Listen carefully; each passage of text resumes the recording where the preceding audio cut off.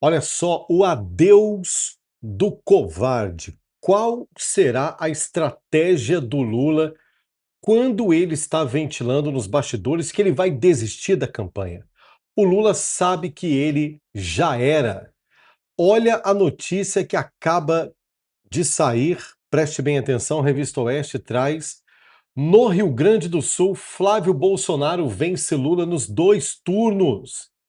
Liberal aparece à frente do petista entre 3 simulações feitas pela Fatura Apex, ou seja, um dos institutos de pesquisas mais importantes no sul do país e também, por que não dizer, no Brasil, que inclusive já ajudou a elucidar muitas eleições do Rio Grande do Sul, claro, um dos estados mais conservadores da nação brasileira. Tudo isso, gente, estaria influenciando o Alexandre de Moraes, por exemplo, mandar a Polícia Federal devolver equipamentos do jornalista Luiz Pablo. Comunicador denunciou irregularidades envolvendo o uso de carro oficial do Maranhão pela família do Flávio Dino. O ministro acusa o jornalista de perseguição. Olha só que palhaçada. Esse país, gente, tem que ser passado a limpo. Essa palhaçada tem que acabar.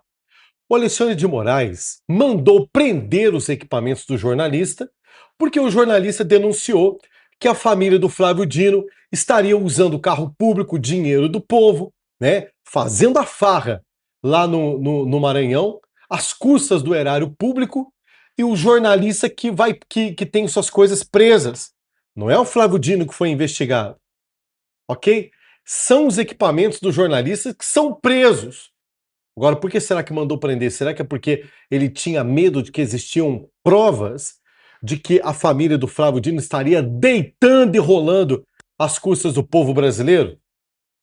O pior de tudo, quando Alexandre de Moraes manda devolver esses equipamentos, tudo isso, gente, pode ser que o Alexandre de Moraes estaria tentando colecionar pelo menos algumas figurinhas de coerência, porque o adeus do covarde está deixando o Alexandre de Moraes sem dormir em Brasília. Sim, vocês sabiam, gente, que está rolando nos bastidores que o Lula pode desistir da sua candidatura porque não vê a possibilidade de ganhar?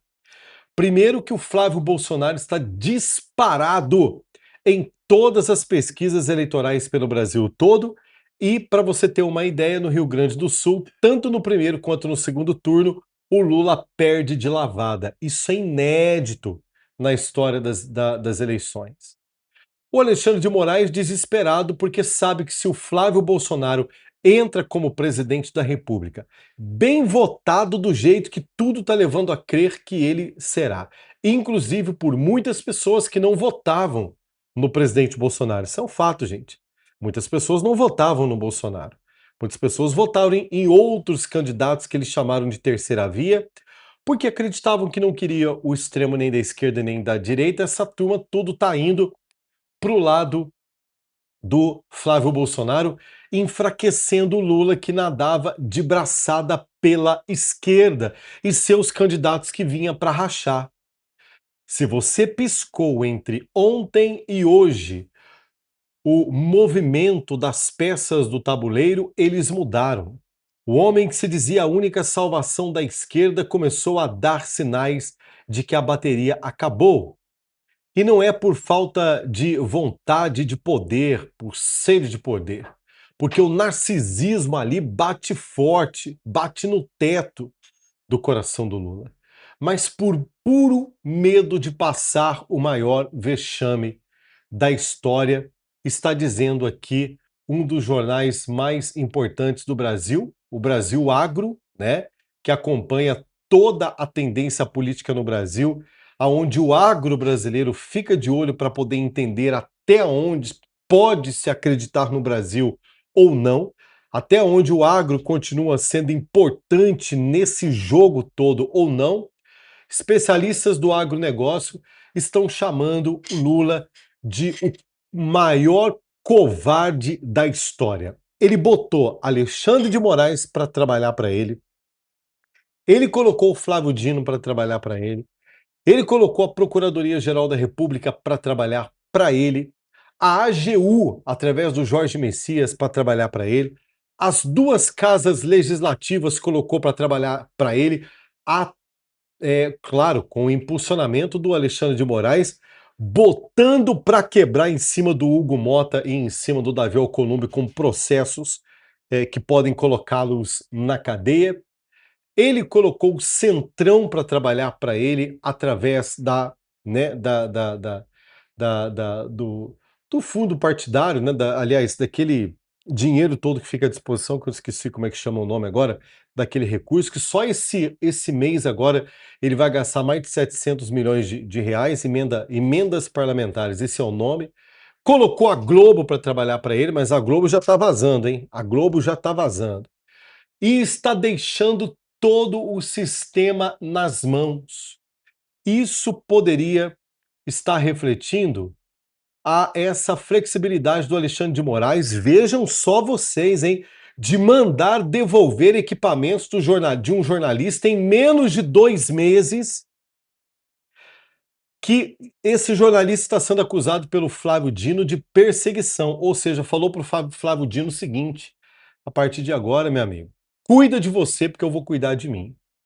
Ao mesmo tempo, nós temos o nosso querido André Mendonça batendo forte no Supremo Tribunal Federal, dizendo que não vai trabalhar corporativismo para ninguém. A CPI do Banco Master, que está para explodir a qualquer momento, que pode chegar em gente graúda dentro do Palácio do Planalto, se é que você me entende. Ou seja, o Flávio Bolsonaro desequilibrou o jogo. Como aquele jogador reserva, sabe, que entra no lugar do titular.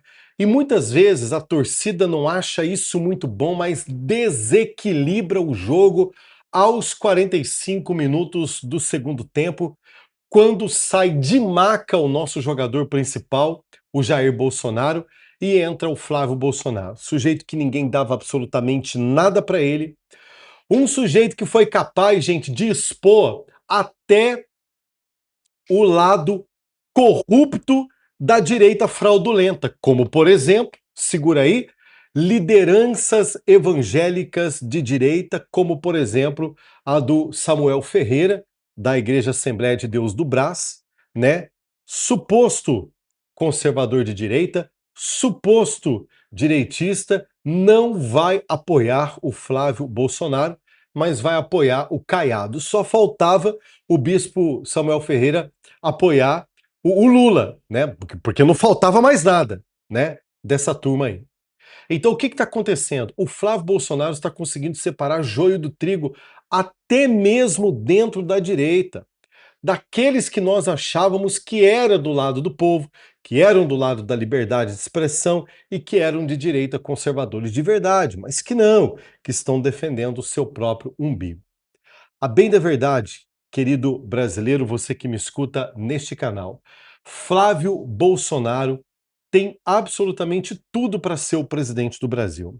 Só vai depender da nossa unidade, só vai depender para nós deixarmos de olhar para o lado, para a esquerda, para a direita e olharmos para frente, esquecendo os traíras para trás, deixando toda essa raça de traidores para trás, não caindo no conto do vigário, principalmente os irmãos cristãos evangélicos da Assembleia de Deus, que debaixo da tutela do bispo Samuel Ferreira, por exemplo, vai apoiar o Caiado. Isso é dividir a direita. É o mesmo que está acontecendo em Minas Gerais, dividir a direita. Por exemplo, o Cleitinho brigando pelo governo do estado de Minas Gerais, o Zema brigando